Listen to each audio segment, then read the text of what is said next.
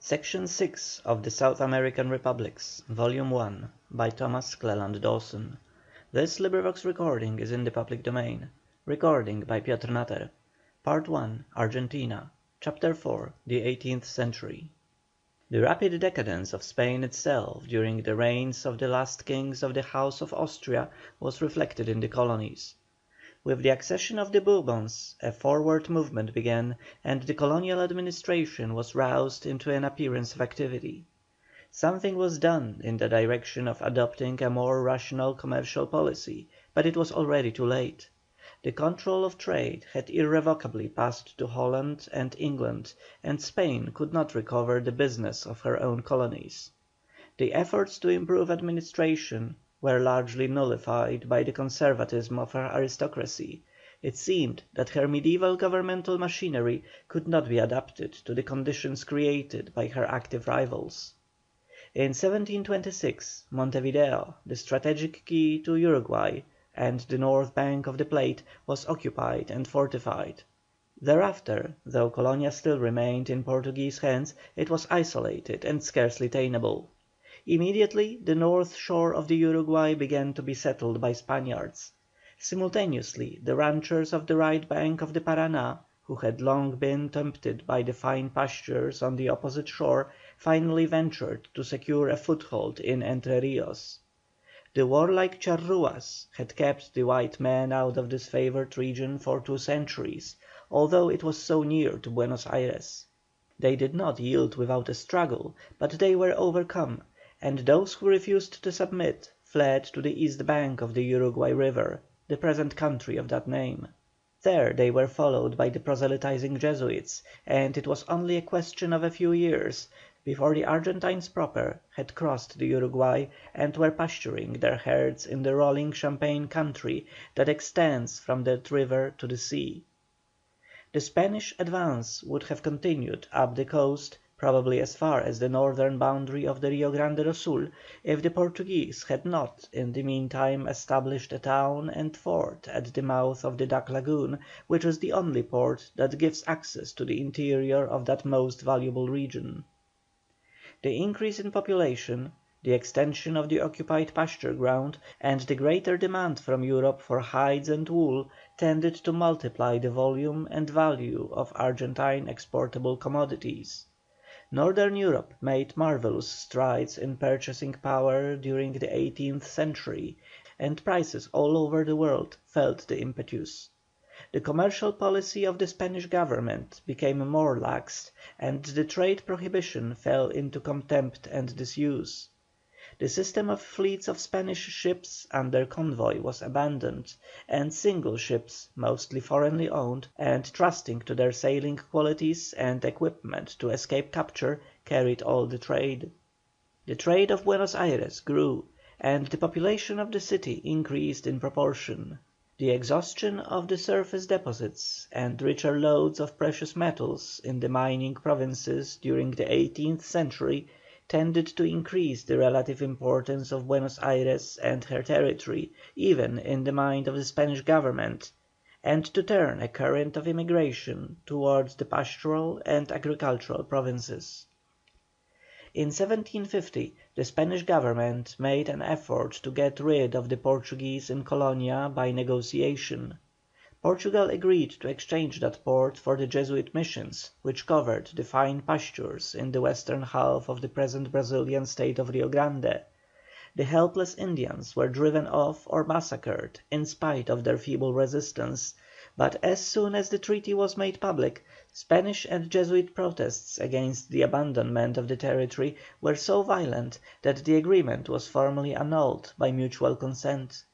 The Portuguese retained Colonia, and though they gave up their formal claims to the missions, the military operations they had so promptly undertaken against that region had pretty well rooted out Spanish influence on the east bank of the upper Uruguay. It was never re-established, and the dividing line of 1750 is still substantially the boundary between Spanish and Portuguese South America. In 1767 Spain followed the example of Portugal and France and expelled the Jesuits from her dominions. For generations they had been the largest property holders in the Plate provinces. In the larger towns popular education was in their hands. Their great schools, convents, and churches were the finest edifices in the country. To endow their educational and religious work they had accumulated town houses, ranches, plantations, mills, cattle, ships, and even slaves. Along the banks of the Upper Paraná and Uruguay they had succeeded in dominating and absorbing the whole productive life of the community. Their system in the Indian regions smothered everything else. No white man was allowed to visit their settlements. The Indians were kept in absolute ignorance of the existence of an external world. The Jesuits required their subjects to work, gathering mate tea, cutting wood, cultivating the soil, and tending cattle. However, the Indians were kindly treated and were content with the easy life they enjoyed under the mild Jesuit rule. The fathers exported immense quantities of hides and controlled the production of mate, then, as now, the favourite drink of Creoles and Indians in the southern half of the continent. The Indians received their living and the Jesuits absorbed the surplus. Their misfortunes in Brazil had taught them a lesson, and they had tried to erect their theocracy in regions where they need not come into close contact and constant conflict with the lay settlers. For a century they had been left undisturbed in south eastern Paraguay and the region between the Upper Paraná and Paraguay. Neither their services to civilization, nor regard for the interests of the Indians, nor their wealth and influence could avail anything against the mandate of the Spanish monarch, backed by the Vatican and joyfully enforced by the colonial authorities. The Jesuits, who had been employed in teaching in the towns, were incontinently imprisoned and summarily shipped off across the seas, while their schools were placed under the charge of other ecclesiastics, and their estates sold at auction. In the missions resistance was anticipated, but none was made. The Indians, accustomed to look to fathers for guidance in everything, were aghast when they saw the Jesuits leaving and Spanish officials taking their places. The new shepherds had not the skill to drive the flocks to the shearing, and could not keep the Indians together so as to exploit them for the benefit of the royal treasury. From their cruelties and exactions the Indians fled and sought refuge among the Creole settlements of Entre Rios and Uruguay, where they constituted a valuable addition to the population. This transplantation had hardly been accomplished when the Spanish Government took a step which revolutionized the administration of the southern half of the continent during the remainder of colonial times, and determined the future boundaries of the nations of South America. On the 1st August 1776 the Viceroyalty of Buenos Aires was created.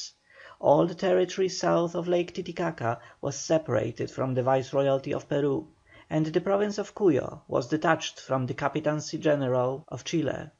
The new Viceroyalty covered the territory that has since become the four countries, Bolivia, Paraguay, Uruguay, and Argentina.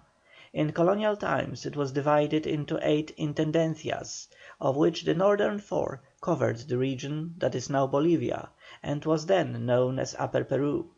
The 4 southern intendencias were Paraguay, Salta, covering the northwestern provinces, Córdoba, covering the central and western provinces, and finally Buenos Aires, which, besides the present province, included Santa Fe, the whole Mesopotamian region, Uruguay, and the Jesuit country of the Upper Paraná. The creation of the Viceroyalty was a reluctant and tardy reversal of the colonial policy which had steadfastly refused to recognise in Buenos Aires the inevitable outlet of the region. Although the 4 northern intendencias contained more than half the population, and Paraguay probably half the remainder, Buenos Aires was made the capital. Situated at the mouth of the great system of waterways, it was the natural commercial centre of the whole Viceroyalty. In 50 years it had doubled in population, while the old cities on the Bolivian plateau had remained stationary. In 1776 the population did not much exceed 20,000 souls, but was rapidly increasing. Heretofore it had been rather a resort of smuggling merchants than a centre of political and social influence. Nevertheless, From this unpromising root was to spring the spreading tree of South American independence. Buenos Aires is the only capital that never readmitted the Spanish authorities once they had been expelled, and within her walls San Martin drilled the nucleus of the armies that drove the Spaniards out of Chile and Peru. The alarming growth of the Portuguese power southward was another potent reason for the establishment of a strong and independent military jurisdiction at the mouth of the Plate. The Spanish Government had at last determined on vigorous measures to take Colonia, drive the Portuguese from Rio Grande, and push the Spanish boundaries east to the original Tordesillas line. Pedro de Ceballos, the first Viceroy, sailed in November, 1776, in command of the largest force which up to that time had been sent to the western continent. Against his 21,000 men and great fleet, the Portuguese had no force, military or naval, strong enough to make a serious resistance. The flourishing Brazilian settlement of Santa Catarina was easily reduced, and, leaving it garrisoned, the fleet and army went on to the Plate. Colonia surrendered without resistance, and the army prepared to march northward and drive the Portuguese from all the coast as far north as Santa Catarina. Hardly was the advance begun when news was received that peace between Spain and Portugal had been signed. The latter retained eastern Rio Grande and Santa Catarina was restored, while Spain's title to Uruguay and the Missions was recognized. Ceballos returned to Buenos Aires and actively engaged in the military and civil organization of the new Viceroyalty. A fresh set of special regulations had been prepared in Spain, creating an elaborate hierarchy of executives. The chief provincial governors, now called Intendencias, were subject to the orders of the Viceroy in military matters, but as to taxation they were directly responsible to the Crown. They were entrusted with the paying of governmental employees, which gave them great influence with the cabildos and functionaries. The intention of the Spanish Government was manifestly to enforce close relationship and greater subjection to the central authority at Madrid. In practice, however, the financial independence of the provincial governors stimulated the feeling of local independence, increased the influence of the cabildos, and paved the way for the revolution. Since 1765 the rest of South America had enjoyed the privilege of free commerce from the mother country. Now the same rule was applied to Buenos Aires, and trade with Spain quickly attained respectable dimensions. In the 5 years from 1792 to 1796 more than 100 ships made the voyage to Spain, and exports ran up to $5 millions annually. Buenos Aires became the entrepot of the wine and brandy of Cuyo, the poncho and hides of Tucuman, the tobacco, woods and mate tea of Paraguay, the gold and silver of Upper Peru, the copper of Chile, and even the sugar, cacao, and rice of Lower Peru. By the end of the century the population of the city was 40,000. 30,000 more lived in the immediate vicinity. Montevideo had 7,000, and the outlying settlements of Uruguay 25,000 inhabitants. The civilized population of the Buenos Aires Intendencia was about 170,000, and in population and in wealth it had become easily the first among the 8 great districts of the Viceroyalty. End of section 6.